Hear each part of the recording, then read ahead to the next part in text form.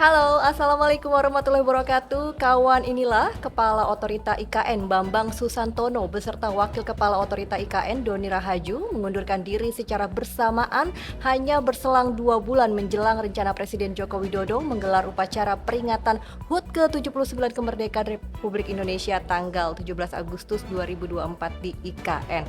Publik pun bertanya-tanya, ada masalah apakah dengan mega proyek ambisius itu?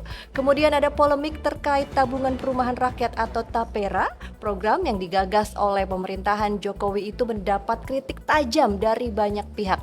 Tak sedikit yang menyebut program ini menunjukkan arogansi pemerintah dalam menindas rakyatnya. Meski menuai kecaman, namun pemerintah enggan menunda pelaksanaannya.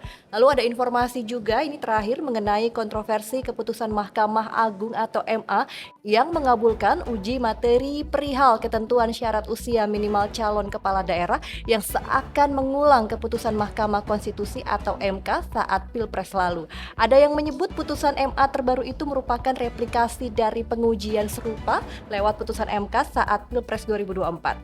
Kalau putusan MK mengakomodasi sang kakak, putusan MA memfasilitasi si adik. Kesemua informasi itu akan kami rangkum dalam Inilah Berita bersama saya Rustulandari. Inilah berita selengkapnya.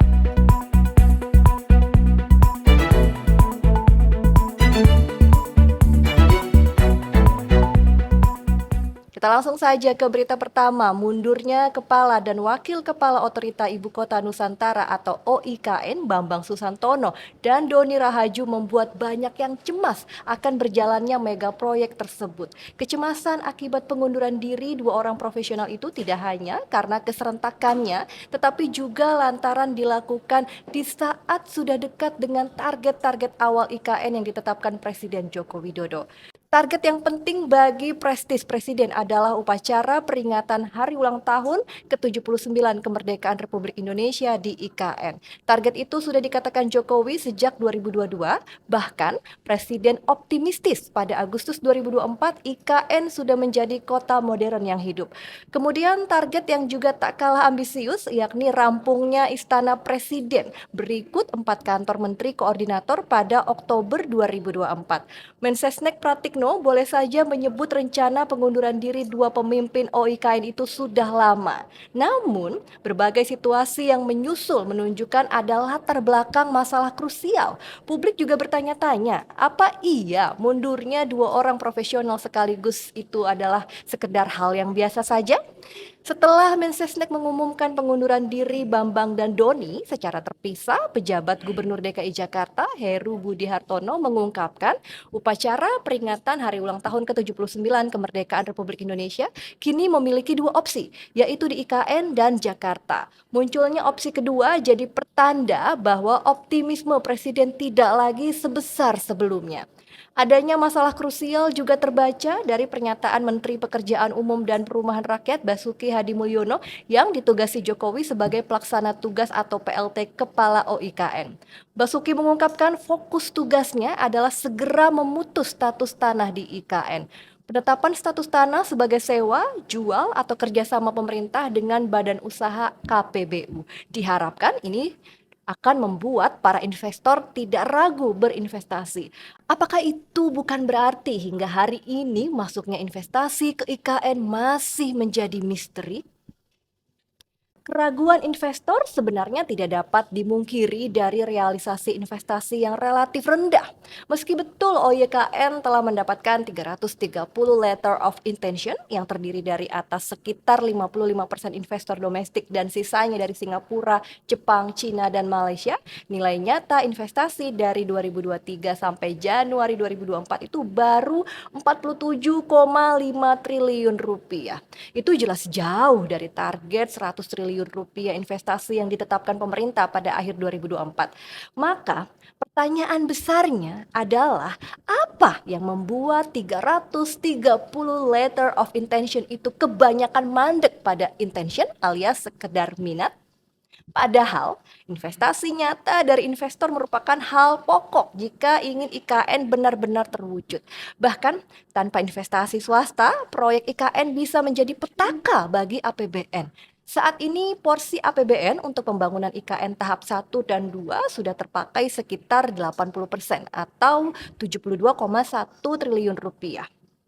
Dengan gelontoran APBN itu pun, IKN masih jauh dari sebutan kota modern yang hidup. Apabila kembali mengacu pada fokus tugas Basuki Hadimulyono soal status tanah, yakni sewa, jual, atau KPBU, maka kita harus waspada. Sesuai dengan Undang-Undang Nomor 21 Tahun 2023 tentang perubahan atas Undang-Undang Nomor 3 Tahun 2022 tentang IKN, status kepemilikan lahan bagi investor sesungguhnya hanya sewa karena HGB yang mereka kantongi tetap dengan jangka waktu meskipun dapat mencapai 160 tahun. HGB itu pun berada di atas hak pengelolaan lahan yang dimiliki OIKN. Begitu pula ketika OIKN menerbitkan hak atas tanah atau HAT. Keberadaannya tetap di atas HPL OIKN. Dengan begitu, tidak ada status tanah yang benar-benar dijual kepada investor. Maka, fokus kerja yang diemban Basuki Hadimulyono sekarang ini semestinya menjadi perhatian seluruh masyarakat, terlebih DPR. Parlemen sebagai pihak yang menyetujui Undang-Undang 21 tahun 2023 harus memanggil PLT Kepala OIKN untuk meminta kejelasan kelangsungan mega proyek itu berikut langkah-langkah terkait dengan status tanah tersebut. Kita tidak boleh naif dan harus mewaspadai segala hal krusial perihal IKN. Terlebih, penyediaan 36.000 hektar lahan bagi IKN pun hasil dari pelepasan kawasan hutan oleh Kementerian LHK. Artinya, negara ini bukan hanya sudah mengorbankan anggaran besar, melainkan juga keanekaragaman hayati yang dampaknya jelas akan sangat panjang. Kita tidak boleh membiarkan seluruh pengorbanan itu menjadi proyek Roro Jonggrang alias proyek Simsalabim langsung jadi. Dengan berbagai sinyal mengkhawatirkan yang terjadi di IKN saat ini, kita harus memusatkan perhatian untuk menuntut audit menyeluruh, ya infrastrukturnya, sistemnya, juga manajemen keuangannya. Itu semua agar semuanya tidak berhenti di banyak tanya tanpa ada jawabannya. Proyek IKN ini memang terkesan seperti diburu-buruin ya kawan ya, dan mundurnya kepala serta wakil otorita IKN ini bisa jadi mungkin karena mereka sudah tidak sanggup lagi merampungkan tantangan mega proyek atau sudah tidak sehati dengan Presiden Jokowi. Kalau menurut kawan inilah apa nih penyebab ketua dan wakil otorita IKN kompak mundur tiba-tiba begini? Tulis di kolom komentar ya. Konsepnya yang punya rumah, yang membantu yang belum punya rumah, khususnya MBR, di klaster MBR, karena persyaratannya adalah masyarakat berpenghasilan rendah yang di desil 1-8 itu ya maksimal 8 juta itu yang bisa kemudian mendapatkan manfaat KPR. Nah, yang di luar MBR, karena MBR seperti apa Pak? Ya pertama pasti benefitnya adalah tadi hasil pemupukan ya yang nanti akan bisa dikembalikan ya beserta dengan simpanan pokoknya pada saat berakhir masa kepesertaan. Ya, dengan konsep tadi kebersamaan tadi, kemudian ketika peserta sudah menabung selama 1 tahun, ya masuk kriteria MBR, dia itu mengajukan KPR untuk pemilikan rumah pertama, kemudian itu kita nilai eligibilitasnya dari dia nabung selama 1 tahun itu tertib, ya kemudian itulah yang kemudian mendapat prioritas housing queue ya, untuk mendapatkan pembiayaan dari skema KPR. Ya Pak, ini tapera gimana nih Pak? Kalau pekerja swasta yang udah menyicil KPR-nya selama ini atau yang udah punya warisan selama ini, udah punya rumah nggak butuh lagi perumahan, apakah masih diwajibkan? Nah ya kan, terus kadangkala ada beberapa dari pemerintah yang mengatakan ya itu kalau yang mampu nanti untuk subsidi yang tidak mampu. Mohon maaf Pak, subsidi itu kewajibannya negara, bukan sesama warga negara memberi subsidi. Kalau sesama warga negara namanya gotong royong gitu. Dan alangkah malunya negara yang tidak mampu hadir untuk menjawab dari tantangan yang masyarakat hadapi. Halo Pak Presiden dan para pejabat yang bikin PP nomor 21 tahun 2024 tentang tapera. Tolong dong dipikirkan lagi, dibatalin lah itu PP-nya. Kan udah banyak tuh ahli yang ngomong soal kenapa tapera tidak sebaiknya dijalankan. Kalau saya mah cuma mau ngomong ini Pak, saya 7,5 tahun pernah merasakan penghasilan se-UMR atau sedikit di atas UMR. Itu beda 100 atau 200 ribu atau 50 ribu per bulan, kerasa. Ini tiba-tiba ditambah lagi, ada tabungan, tapi wajib, tapi nabung, tapi wajib. Udah gitu kantor harus bayar 0,5%. Wah, kalau kantornya tiba-tiba bilang kebanyakan pengeluaran, harus di PHK karyawannya. Pusing Pak. Tolonglah Pak, saya tahu niat Bapak ini baik untuk memberi perumahan kepada masyarakat berpenghasilan rendah, gotong royong. Ya baik Pak, itu niatnya mulia, gotong royong. Tapi gotong royong mah biasanya juga panggung Agustusan, bersihin selokan, itu gotong royong. Tolonglah Pak ya, niat mulia ini kalau cara-caranya lebih banyak merugikan orang, kayaknya harus dipikirkan lagi deh. Ya Pak ya, please. Sebetulnya itu kan dari 2016 undang-undangnya. Kemudian kami dengan Bu Menteri Keuangan agar dipupuk dulu kredibilitasnya. Ini masalah keras, ya, ini masalah keras. Sehingga kita undur ini sudah sampai 2027. Menurut saya pribadi, kalau memang ini belum siap, kenapa kita harus tergesa-gesa? Harus diketahui APBN sampai sekarang ini sudah 105 triliun dikucurkan untuk FLPP, untuk subsidi bunga. Sedangkan kalau untuk Tapera ini mungkin dalam 10 tahun bisa terkumpul 50 triliun. Jadi effortnya dengan kemarahan ini saya pikir saya nyesel betul. Supaya saya nggak ngelegewo lah. Kebijakan pemerintah untuk menarik iuran wajib kepada semua pekerja lewat program Tabungan Perumahan Rakyat atau TAPERA menuai gelombang kritik publik. Belait baru itu dinilai memberatkan rakyat, apalagi di tengah kondisi ekonomi masyarakat yang kini lesu dan diperkirakan belum membaik hingga 2027 saat aturan itu diterapkan. Kebijakan ini seakan menempatkan rakyat dalam kepungan biaya hidup yang makin mahal. Harga kebutuhan pokok yang kian tinggi, biaya pendidikan mahal, pemotongan gaji pekerja sebesar 3% untuk TAPERA dan ditambah wacana penaikan PPN menjadi 12% di 2025 dapat membuat kehidupan rakyat kian terimpit. Iuran wajib TAPERA tertuang dalam Peraturan Pemerintah Nomor 21 Tahun 2024 tentang perubahan atas PP Nomor 25 Tahun 2020 tentang penyelenggaraan TAPERA. Aturan terbaru itu diberlakukan setelah ditandatangani Presiden Jokowi pada 20 Mei 2024. Besaran total iuran yang wajib disetorkan ialah sebesar 3% dengan porsi 2,5% dari pekerja dan 0,5% dari pemberi kerja. Pada PP TAPERA yang diteken Presiden Jokowi, gaji pekerja bakal dipotong 3% untuk simpanan TAPERA mulai Mei 2027. Aturan TAPERA terbaru merevisi bahwa peserta iuran wajib TAPERA kini bukan hanya PNS atau ASN dan TNI Polri serta BUMN, melainkan juga karyawan swasta dan pekerja lain yang menerima gaji atau upah. Aturan ini jelas tidak hanya akan membebani para pekerja, tapi juga dunia usaha. Karena itu, program wajib tersebut belum tepat diberlakukan. Apabila dipaksakan, dunia usaha dirugikan, lebih-lebih para buruh akan kian berat untuk mendapatkan napas yang longgar. Pembebanan iuran akan membuat kemampuan masyarakat untuk memenuhi kebutuhan real hilang sebagian. Selain itu, masyarakat tidak tahu manfaat apa yang akan didapat dalam jangka pendek bila penghasilan dipotong sebesar 3% untuk iuran TAPERA.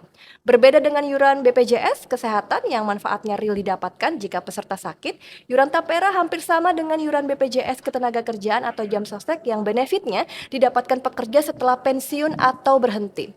Namun, kontribusi pemberi kerja dalam BPJS Ketenagakerjaan lebih besar ketimbang iuran TAPERA. TAPERA malah mirip tabungan sosial. Pemerintah melalui Badan Pengelola TAPERA menghimpun dana dari seluruh pekerja di Indonesia untuk dipakai sebagai pembiayaan bagi pekerja berkategori masyarakat berpenghasilan rendah atau MBR agar mendapatkan fasilitas kredit perumahan terjangkau tanpa uang muka dan dengan bunga 5%. Jadi, bagi pekerja yang tidak masuk kategori MBR atau penghasilannya di atas 7 juta rupiah bagi yang belum menikah dan 8 juta rupiah bagi yang sudah menikah tidak berhak mendapatkan fasilitas dari TAPERA. Kelas pekerja non-MBR alias kelas menengah inilah yang kerap dilupakan pemerintah. Di satu sisi tidak dapat membeli hunian subsidi, tetapi di sisi lain penghasilan mereka juga masih pas-pasan untuk membeli hunian non-subsidi. Dengan kondisi itu mereka akan makin terbebani jika harus mencicil rumah sendiri, tapi juga masih harus menyisihkan uang untuk tapera. Rakyat saat ini lebih butuh kebijakan yang mampu menaikkan daya beli mereka daripada memaksakan iuran tapera. Pemerintah sebaiknya fokus pada peningkatan pendapatan masyarakat sehingga daya beli membaik bahkan makin kuat, bukan justru membebankan iuran tambahan untuk pembelian rumah pertama yang belum tentu juga jadi prioritas mereka. Untuk itulah rasa peka Presiden Jokowi diuji dalam kebijakan ini.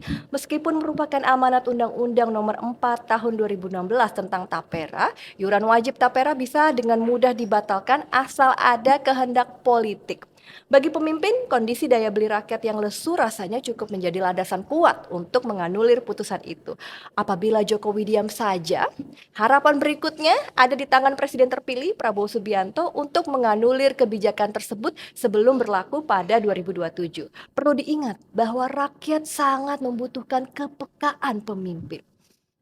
Kawan inilah kadang emang bingung ya sama pemerintah. Kemarin baru ramai dibahas UKT dinaikkan, sekarang tapera. Padahal harga beras aja sampai saat ini belum stabil, masih naik terus. Ini tuh, nah terlepas maksud pemerintah katanya baik ya supaya masyarakat bisa mempunyai rumah, tetapi ya jangan sampai tapera ini malah menjadi tangisan penderitaan rakyat yang dipaksa nabung rumah, padahal buat kebutuhan sehari-hari aja masih pas-pasan. Jadi taperanya ini bener-bener jangan jadi tangisan penderitaan rakyat ya pemerintah ya.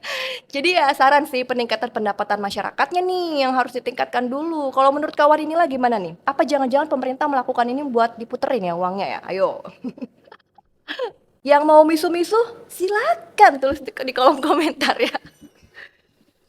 Kita lanjut ke berita ketiga kawan, inilah trauma publik terhadap adanya upaya politisasi yudisial melalui putusan Mahkamah Konstitusi nomor 90 PUU 21 tahun 2023 mengenai persyaratan batas usia calon presiden dan wakil presiden pada Pilpres 2024 lalu kini kembali terpantik. Pemantik trauma itu adalah putusan Mahkamah Agung yang mengabulkan uji materi peraturan KPU atau PKPU nomor 9 tahun 2020 perihal ketentuan syarat usia minimal calon kepala daerah yang dimohonkan oleh Ketua Umum Partai Garuda Ahmad Rida Sabana dan kawan-kawan. Putusan itu mengubah tafsir bunyi pasal 4 ayat 1 PKPU nomor 9 tahun 2020 yang semula membatasi usia syarat calon gubernur wakil gubernur 30 tahun dan 25 tahun bagi calon bupati, wakil bupati dan wali kota dan wakil wali kota sejak ditetapkan sebagai pasangan calon diubah menjadi sejak pelantikan pasangan calon terpilih. Kedua produk yudisial tersebut punya spirit dan pola yang boleh dikatakan persis sama, pun sama kontroversialnya. Bahkan ada yang menyebut putusan MA terbaru itu merupakan replikasi dari pengujian serupa lewat putusan MK saat Pilpres 2024. Kalau putusan MK mengakomodasi sang kakak, putusan MA memfasilitasi si adik. Putusan MK ketika itu menjadi golden ticket bagi Gibran Raka Buming Raka menjadi calon wakil presiden. Kini putusan MA juga diduga punya agenda yang senapas, yakni memberi karpet merah bagi Kaesang Pangarep. Putra bungsu Presiden Joko Widodo itu belakangan kian kencang digadang-gadang masuk bursa calon gubernur wakil gubernur DKI Jakarta. Amat disayangkan hukum kembali dijadikan akal-akalan, celah aturan dimain-mainkan demi memenuhi kepentingan sekelompok pihak. Luka dari kontestasi pemilu 2024 lalu saja yang salah satunya disebabkan oleh putusan MK nomor 90 bagi sebagian orang belum sembuh benar. Alih-alih mengobati luka lama demi menyongsong Pilkada 2024 yang lebih fair dan demokratis, para punggawa hukum di MA malah menorehkan luka baru. Lebih disayangkan lagi, untuk tujuan kekuasaan jangka pendek itu semangat dan prinsip demokrasi dicampakkan. Putusan MA itu seolah mengonfirmasi bahwa kemunduran demokrasi di Indonesia semakin nyata terjadi. Bahkan, jika mencermati dinamika politik elektoral sepanjang 1-2 tahun terakhir, kemunduran demokrasi itu tak cuma selangkah, tapi berlangkah-langkah. Perlu kerja keras luar biasa untuk mengejar level demokrasi yang berkualitas. Syaratnya satu, jangan ada lagi akal-akalan politisasi hukum yang justru akan membuat demokrasi kian mati. Kini terkait dengan putusan MA, kuncinya ada di KPU. Apakah akan langsung menindaklanjutinya dengan mencabut pasal di PKPU terkait dengan batas usia calon kepala daerah atau tidak? Demi kemaslahatan publik dan demokrasi, pemberlakuan ketentuan itu hendaknya dilakukan pada pilkada berikut, bukan pilkada 2024. Itu tidak hanya akan menghindarkan pengadilan dari tuduhan cawe-cawe politik, tapi juga demi penerapan aturan yang adil pada proses pencalonan. Susah ya kawan ya kalau sudah ada cawe-cawe politik. Ya, kita lihat saja nanti ya polemik-polemik apa lagi nih yang akan hadir di Pilkada 2024. Demikian inilah berita kali ini. Jangan lewatkan inilah berita berikutnya. Jangan lupa juga untuk like, komen, dan subscribe ya kawan ya. Anda pun juga bisa ikuti update berita harian seputar politik, nasional, olahraga, sains, dan teknologi, liputan haji, hingga informasi hiburan dan gaya hidup hanya di inilah.com. Saya Rustulan dari Wassalamualaikum warahmatullahi wabarakatuh dan sampai jumpa.